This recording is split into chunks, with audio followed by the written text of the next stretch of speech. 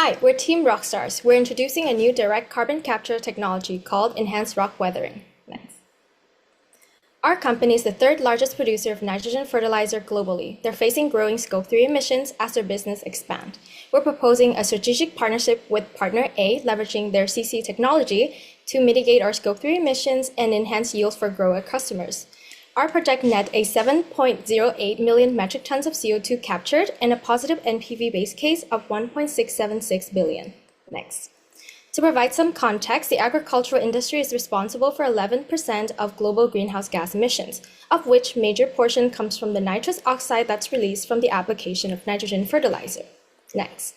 As the third leading supplier of fertilizer worldwide, our company's Scope 3 emissions are not immediately calculated, despite being a major contributor. This poses a large opportunity for GHG mitigation. Next. And so this technology works by spreading rock dust on farmlands, which mixes with rainwater and captures the carbon dioxide from the air, landing in the sea as stored carbon. What's great about enhanced rock weathering is its cost effectiveness when compared to pricey alternatives like direct air capture, while also boosting soil health and crop yield. Next.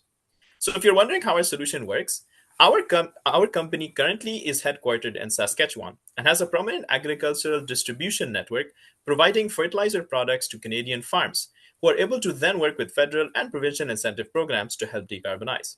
However, Partner A is already spreading rock dust in farms in Ontario as of last year, with the help of a local mine for sourcing wollastonite.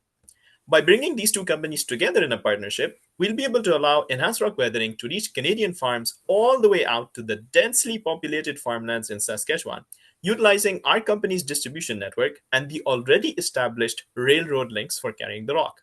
Since farmers are really the core of our solution, we'd like to incentivize them to adopt this practice by providing them with rock that not only captures CO2, improves their soil health and crop yield, but also gives them the majority of the carbon credit sales revenue, with the remaining being split between ourselves and Partner A. Next. Now, Partner A's mission is to scale up their current operations, and luckily for us, they offer the free distribution of their technology on farmland. They also offer free monitoring of soil health, as well as modeling and verifying carbon captured. They have a pre-existing partnership with a mining company, which allows us access to wollastonite. Now, we're going to target farms in Saskatchewan because they have optimal farmland for this technology. And we also have access to farms that are already enrolled in our company's regenerative agricultural program. Next, please. Now, there are 3 phases to this program. The first is the pilot, where we target 1% of the relevant farmland in Saskatchewan.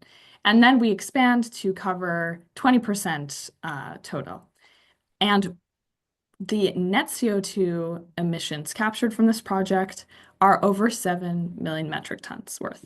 There are 3 main stakeholders of this project, and we use a weighted cost of capital of 11.12% to discount to get their net present values of 1.7 billion for farmers and 241 million for our company as well as Partner A. Next, please.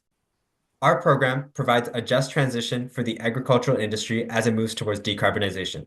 Farmers are adversely impacted by climate change and the extreme weather that accompanies it. Farmers need a stable source of revenue, and soil sequestration provides that.